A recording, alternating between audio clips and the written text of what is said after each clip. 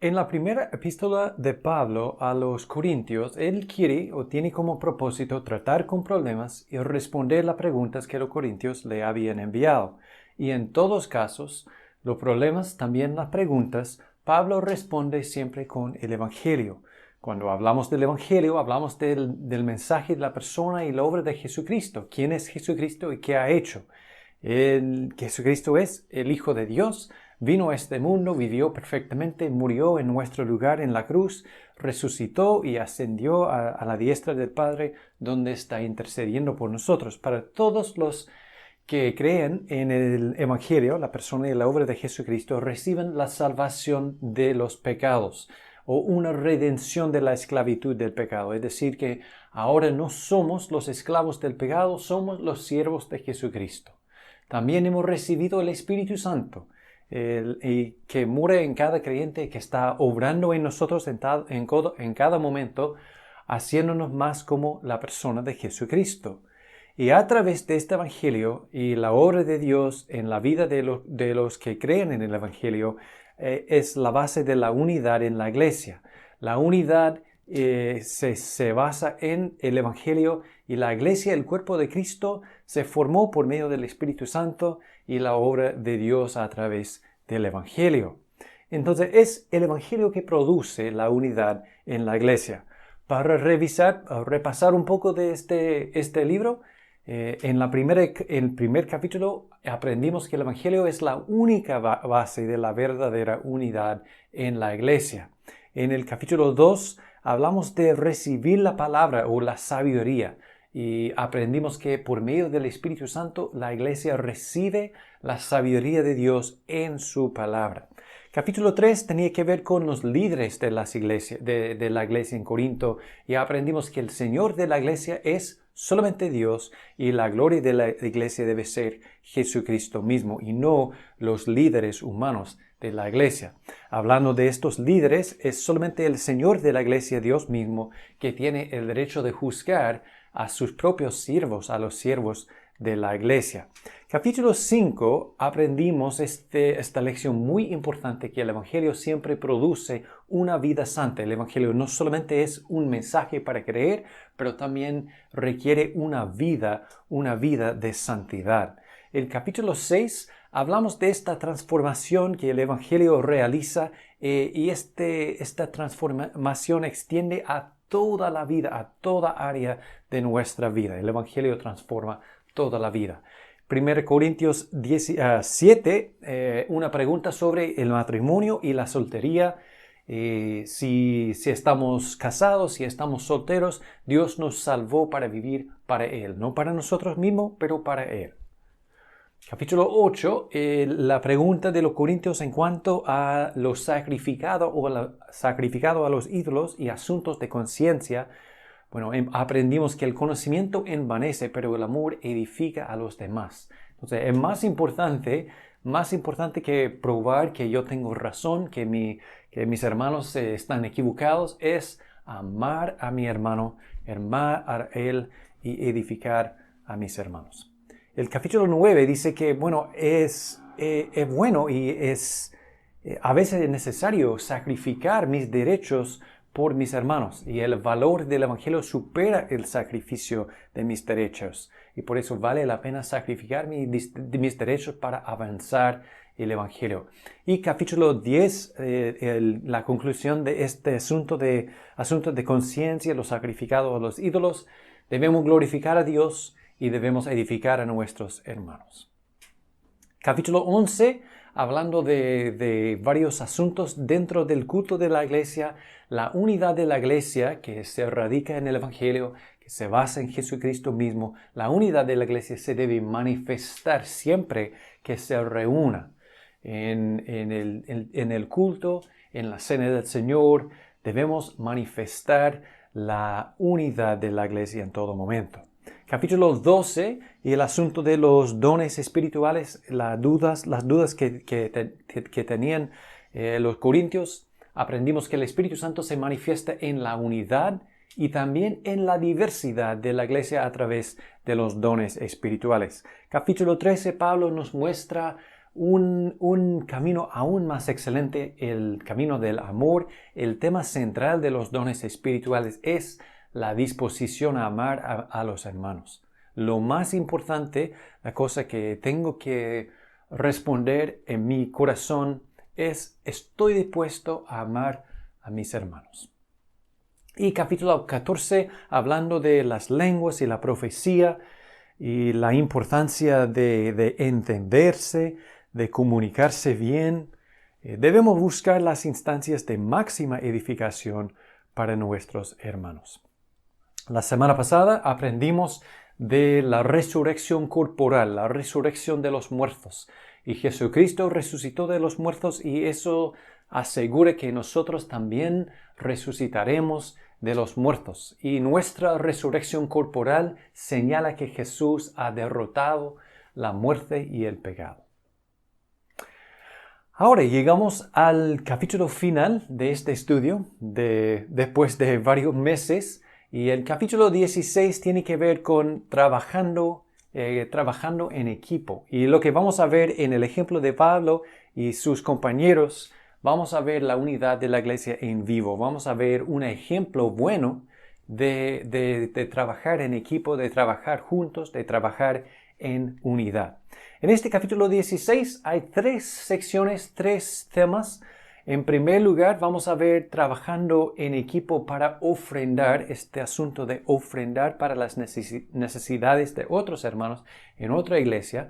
La ofrenda es una manera de trabajar en equipo, de trabajar juntos, de manifestar la unidad de la iglesia. En segundo lugar, trabajando en equipo para evangelizar. Pablo, junto con su equipo de compañeros, tenían como meta dar el evangelio. Y las iglesias, y en especial la iglesia en Corinto, tiene la oportunidad de participar en este proyecto de misiones, de evangelización, y es otra manera de demostrar la unidad de la iglesia. Y finalmente tenemos varias salutaciones, varios saludos de las iglesias, de varias personas para la iglesia en Corinto, y sobre todo eso vemos este tema de nuevo, el tema del amor, trabajando en equipo, pero siempre en amor.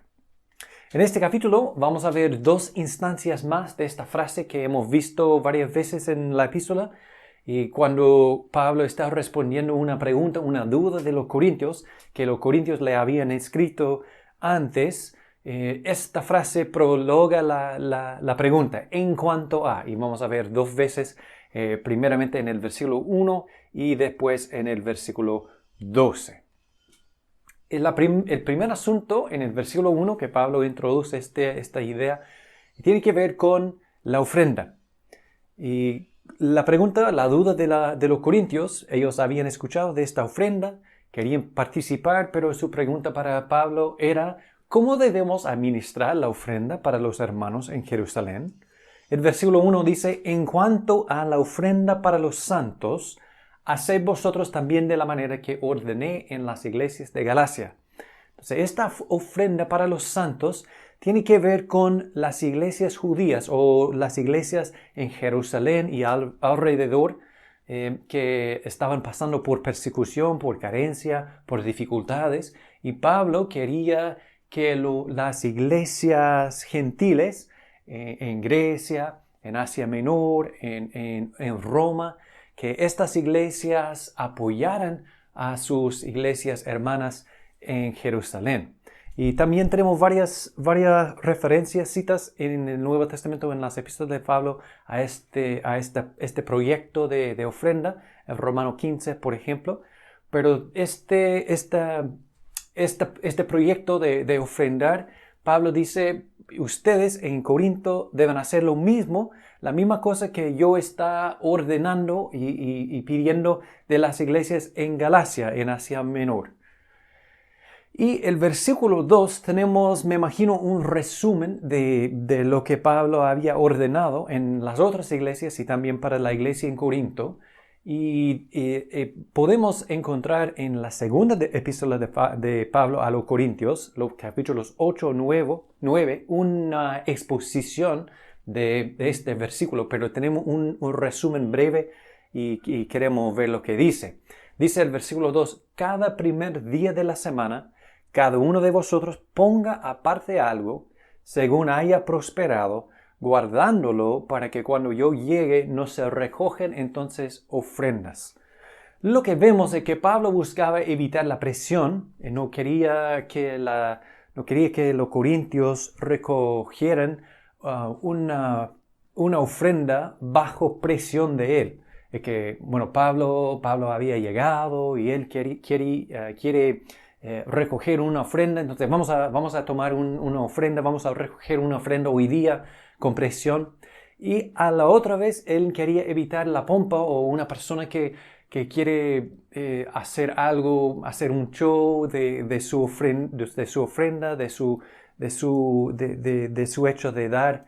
Y él quería que fue en primer lugar al Señor y en segundo lugar para el beneficio de los hermanos. Dice el versículo 3, y cuando yo, Pablo, haya llegado, a quienes hubierais designado por carta, a estos enviaré para que lleven vuestro donativo a Jerusalén, y si fuera propio que yo también vaya, irán conmigo. Lo que vemos es que Pablo también quería que esta ofrenda se administrara con cuidado, y en una manera digna y que corresponde. Y obvio, en ese momento no había una transferencia, no había un cheque.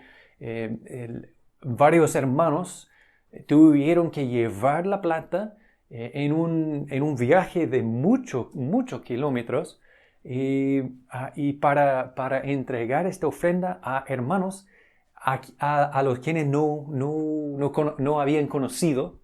Y todo eso, Pablo no quería decir, ya bueno, entonces ustedes pueden recoger una ofrenda y pueden darlo a mí. Él quería que la iglesia tomara la responsabilidad de administrar esta misma ofrenda, que ellos tenían como personas, hermanos, que acompañaran la ofrenda a Jerusalén, y también él dijo que él mismo estaba dispuesto a acompañar la ofrenda a Jerusalén para que todo el asunto se administrara con cuidado en una manera buena. Quiero repasar el versículo 2, porque creo que en el versículo 2 encontramos por lo menos 4 principios de ofrendar en la iglesia que también aplican a nosotros hoy en día y nos ayudan a entender la manera en que debemos ofrendar hoy día. 4 principios. Bueno, podemos ver que la ofrenda de la iglesia debe ser, en primer lugar, debe ser una ofrenda individual. 1 Corintios 16:2 dice, cada uno de vosotros. Entonces, la ofrenda de la iglesia no es que la iglesia haya levantado un impuesto de cada uno de sus miembros y después los líderes, ellos tomaron decisiones y cómo debemos gastar la plata de la iglesia. No, la ofrenda de la iglesia tiene que ver con una necesidad y cada uno de los miembros de la iglesia, cada uno de nosotros tenemos una responsabilidad individual de decir, bueno, yo quiero participar y ¿cómo puedo participar en esta ofrenda? Es una responsabilidad individual. Pablo dice, cada uno de vosotros.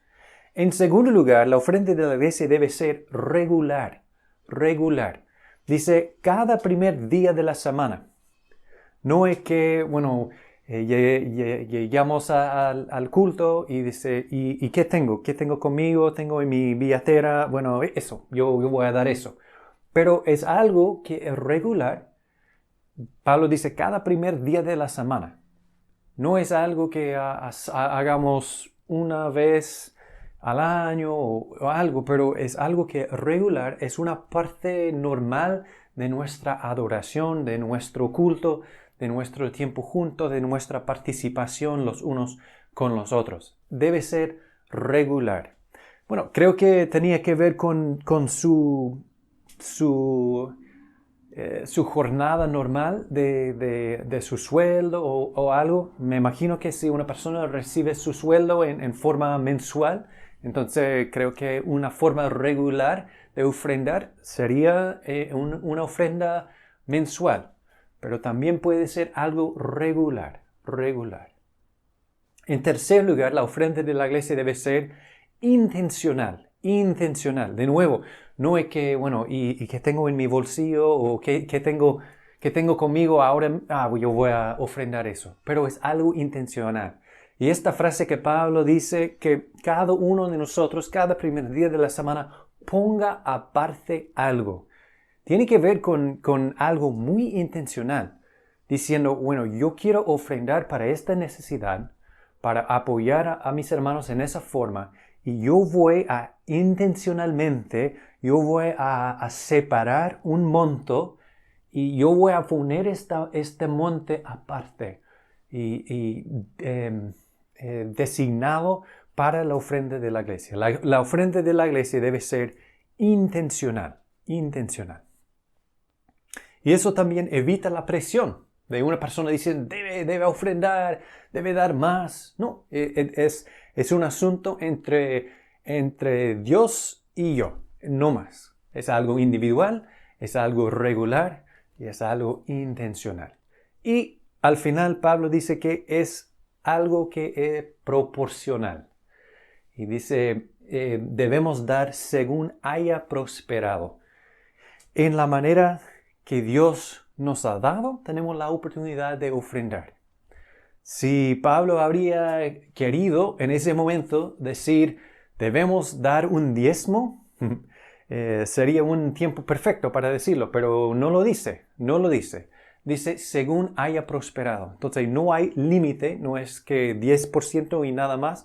No hay un mínimo, no es decir que un mínimo, que 10% o más. Dice proporcional, según Dios me haya prosperado. Si Dios me ha bendecido, si Dios me ha dado más, si Dios me ha entregado más como mayordomía, entonces yo tengo la oportunidad de dar más.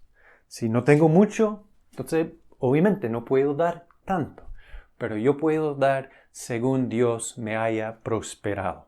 Entonces la ofrenda de la iglesia debe ser individual, regular, intencional y proporcional. Y todo eso no para agradar a Pablo, pero para demostrar nuestra unidad en el Evangelio a través del ofrendar. Es una forma de demostrar que estamos juntos, que trabajamos juntos, que tenemos la unidad en el Espíritu Santo, en el Evangelio. Demostramos nuestra unidad en el Evangelio a través del ofrendar. Es decir, por ejemplo, si estamos apoyando a un misionero, nosotros estamos juntos trabajando con esa persona, con este misionero, para el avance del Evangelio. Y nuestra ofrenda es una manera de participar, de ser parte, de demostrar nuestra unidad en el Evangelio. También dentro de la iglesia tenemos la oportunidad de demostrar nuestra unidad en el Evangelio, dando, por ejemplo, un proyecto como el edificio de la iglesia, que es una herramienta para nuestra iglesia para avanzar el Evangelio en nuestra ciudad. Y nosotros demostramos nuestra unidad en el Evangelio a través del ofrendar. O para el sueldo de nuestro pastor.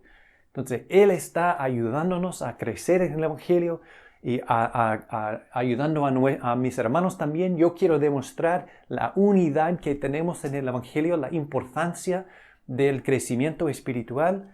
Entonces, yo demuestro la unidad que tengo en la iglesia a través del ofrendar.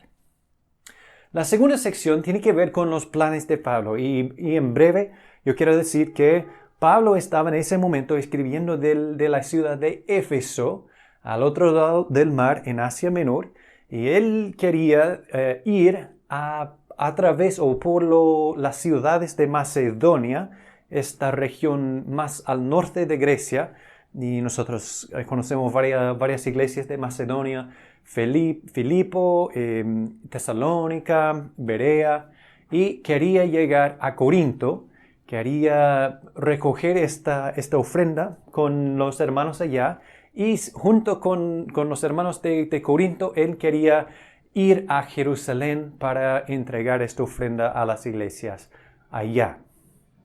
Ya, entonces vamos a ver lo que dice.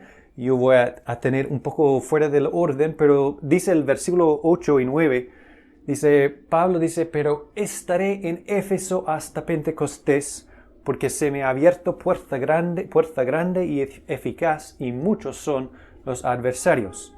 En ese momento Pablo estaba en Éfeso y los corintios habían hecho la pregunta, y Pablo, ¿y cuándo vas a visitarnos?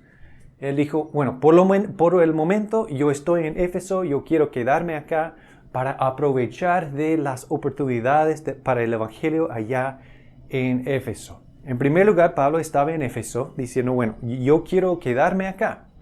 Pero, versículo 5 dice, iré a vosotros cuando haya pasado por Macedonia, pues por Macedonia tengo que pasar. Y después, él dijo en el momento, yo quiero pasar por Macedonia, las iglesias allá, Filipo, Tesalónica, Berea, y para llegar a los Corintios. Y después quería llegar a Corintio. Y dice los versículos 6 y 7, y podrá ser que me quede con vosotros, aún pase el invierno, para que vosotros me encamináis a donde haya de ir. Entonces, él quería estar con ellos y después que estaba esperando que los corintios le apoyaría en su trayecto después de Corinto. Dice versículo 7, porque no quiero veros ahora de paso, pues espero estar con vosotros algún tiempo, si el Señor lo permite. Ya, eso es interesante lo que dice Pablo, porque dice, aquí son mis planes. Yo tengo varios planes. Ahora está en Éfeso, quiero pasar por Macedonia, quiero llegar a Corinto, quiero pasar un buen rato con ustedes. Después yo quiero ir a Jerusalén con esta ofrenda.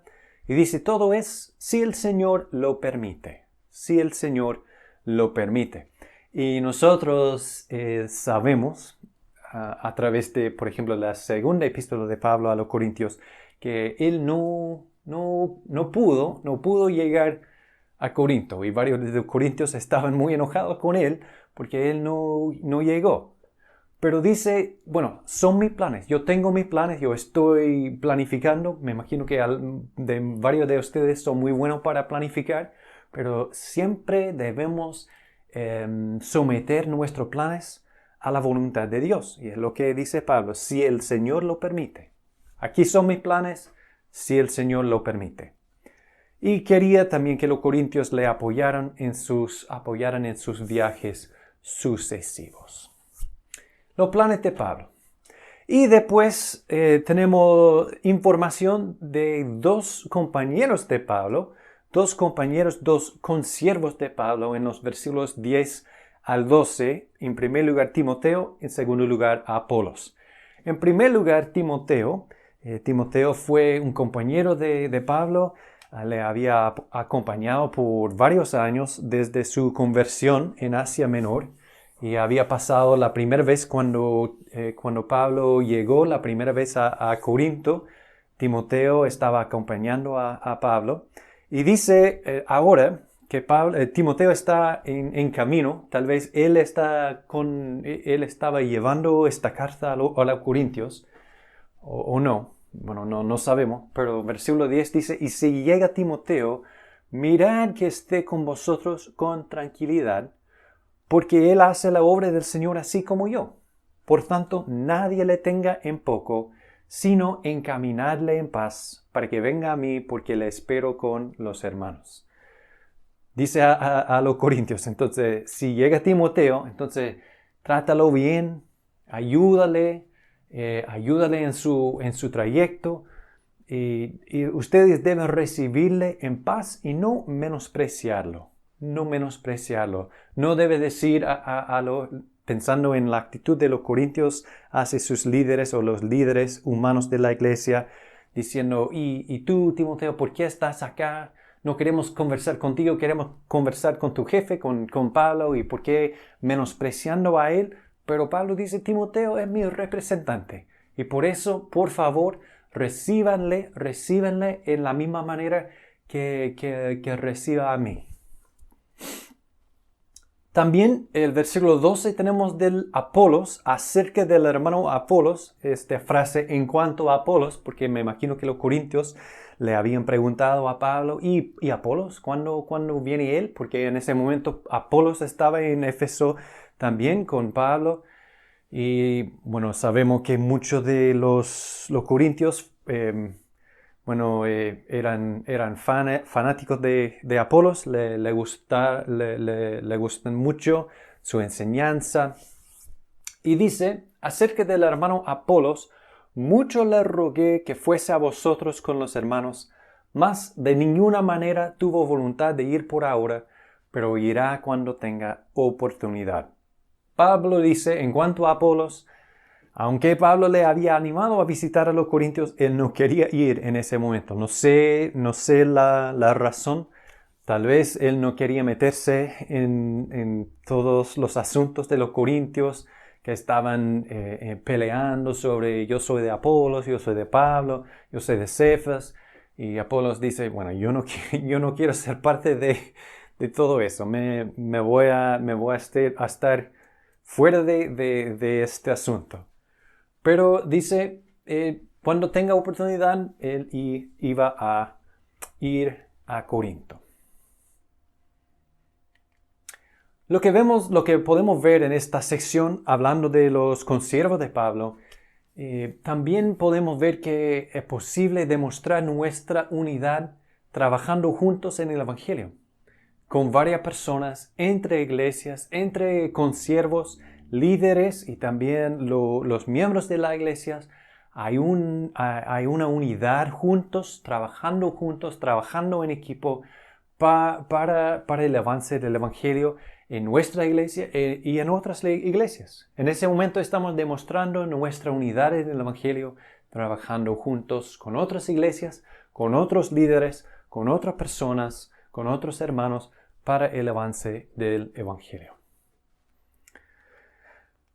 La última sección tiene que ver con el amor y varios saludos y asuntos más personales, pero podemos ver el amor que Pablo tenía hacia los corintios y también que Pablo está animando a los corintios una vez más a seguir el camino más excelente, el camino del amor. El amor, podemos ver que este tema del amor es muy importante en todo el libro. Hemos visto que la base del Evangelio la base de la unidad es el amor, pero el ambiente del Evangelio la base del Evangelio, la base de la unidad es el Evangelio, pero el ambiente de la unidad en la iglesia es el amor. Debemos siempre tener un ambiente del amor dentro de la iglesia para demostrar nuestra unidad y para fomentar esta misma unidad. Podemos ver en los versículos 13 y 14 que en primer lugar debemos hacer todo lo que hacemos con amor. Pablo dice, velad, estad firmes en la fe, portaos varonilmente y esforzaos. Debemos hacer lo correcto, pero, versículo 14, todas vuestras cosas sean hechas con amor. Es importante, es necesario que hagamos lo correcto, que obedezcamos la palabra, que seamos fieles con la palabra de Dios, con Dios mismo, pero en todo momento debemos hacer todo lo que hacemos con amor, que hagamos todo con amor. En segundo lugar, tenemos el asunto del hermano Estéfanas y su familia.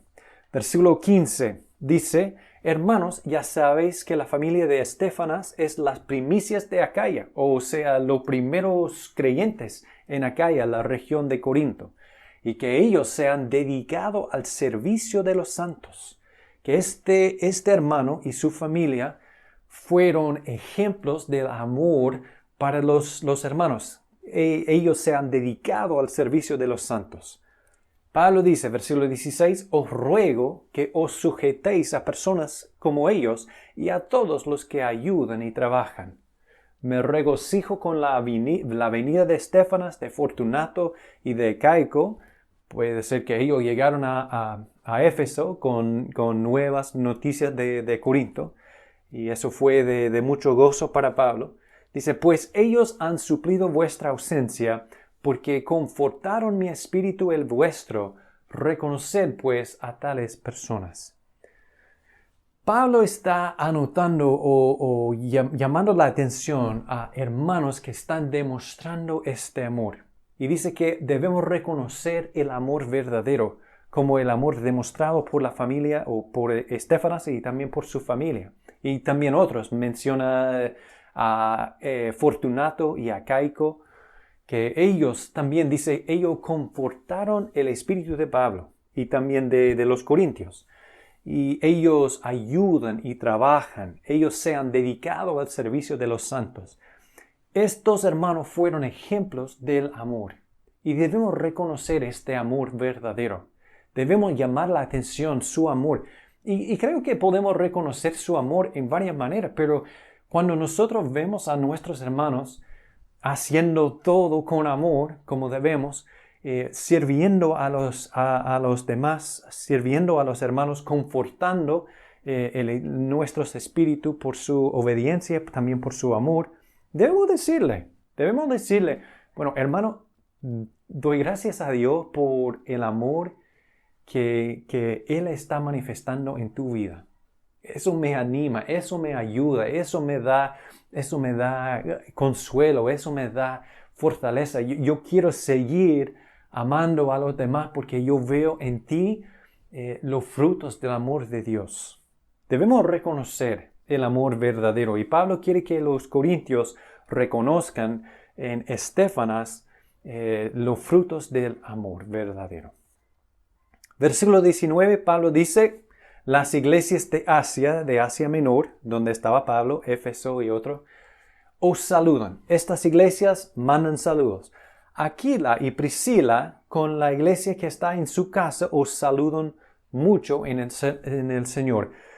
Sabemos la historia de este matrimonio. Aquila y Priscila eran de Roma, tuvieron que salir por persecución y ellos llegaron a Corinto. Estaban en Corinto cuando Pablo llegó y ellos, junto con Pablo, también con Apolos, ellos trabajaron juntos en esta ciudad, estableciendo la iglesia de Corinto. Tenían mucho impacto, me imagino, en las vidas de los corintios, de varios de ellos diciendo, bueno, podemos recordar el momento que Priscila y Aquila, que ellos nos ayudaron a entender las Escrituras, que nos animaron en la fe. Y después, este matrimonio, Aquila y Priscila, ellos fueron a Éfeso y ahora de nuevo estaban trabajando en equipo con Pablo allá. Y dice que la iglesia en Éfeso estaba congregándose en su casa. Y podemos recordar que ellos se dedicaron a hacer carpas. Entonces me imagino que fue necesario que tuvieran una casa grande con un espacio grande para armar carpas y ellos también hicieron disponible su casa para las reuniones de la iglesia. Y en este momento fue algo no menor, porque también estaban arriesgando su empresa, estaban arriesgando su reputación, porque la persecución estaba en todos lados. Pero este matrimonio que tenían raíces en Corinto y seguían sirviendo al Señor en Éfeso, también les saludan a los corintios. También versículo 20 dice, os saludan todos los hermanos, saludaos los unos a los otros con ósculo santo. Y Pablo dice que nosotros, creo que por su ejemplo, podemos ver que debemos compartir el amor del Señor entre las iglesias, entre los hermanos de las iglesias, que tenemos esta unidad no solamente unos con otros en nuestra iglesia local, pero también con otros hermanos, otros hijos de Dios en otras iglesias. Y tenemos un ejemplo de compartir en estos versículos 19 y 20. Al final tenemos la salutación final de Pablo y dice versículo 21, yo Pablo os escribo esta salutación de mi propia mano. El patrón de Pablo es que él no escribió con su propia mano toda la epístola. Me imagino que él contrató a una persona para escribir. Él dictaba lo que quería decir y esta persona, un escriba profesional, escribió las palabras. Pero siempre Pablo dice al final, firma o da su saludo al final en su propia mano. Y así dice acá 21, yo Pablo os escribo esta salutación de mi propia mano. Y dice Pablo, el que no amare al Señor Jesucristo sea anatema o sea condenado. El Señor viene. La gracia del Señor Jesucristo esté con vosotros. Mi amor en Cristo Jesús esté con todos vosotros. Amén. Entonces, es casi normal la salutación de Pablo, pero también podemos ver de nuevo la apariencia en dos ocasiones del amor. Dice que nosotros debemos amar al Señor Jesucristo. Y este amor para el Señor es lo más importante, es necesario para que seamos cristianos. Entonces, una persona que no ama al Señor Jesucristo no es cristiano, no es creyente. Entonces, es necesario que amemos al Señor Jesucristo, pero también dice, mi amor en Cristo Jesús esté con todos vosotros. A la misma vez, amamos al Señor, pero el amor de Dios en nosotros para los otros hermanos, los otros hijos de Dios, es la evidencia que somos discípulos de Jesucristo. Como Él dijo, que el mundo va a reconocernos como discípulos de Jesucristo por nuestro amor los unos con los otros. Entonces, nosotros debemos amar al Señor Jesucristo y a los suyos. Y dentro de estos ejemplos en los saludos, las salutaciones de Pablo y de otros en esta conclusión de la epístola, debemos que hagamos todo con amor, que reconozcamos el amor verdadero, que compartamos el amor del Señor entre las iglesias y que amemos al Señor Jesucristo y a los suyos. Entonces, demostramos nuestra unidad en el Evangelio por nuestro amor. Como dijo Jesucristo mismo, nosotros demostramos el amor de Jesucristo los unos con nosotros y es la evidencia de nuestra unidad en el Evangelio, nuestro amor los unos con nosotros. Para resumir este capítulo, nuestra verdadera unidad en la iglesia se radica en el Evangelio y se demuestra por el amor.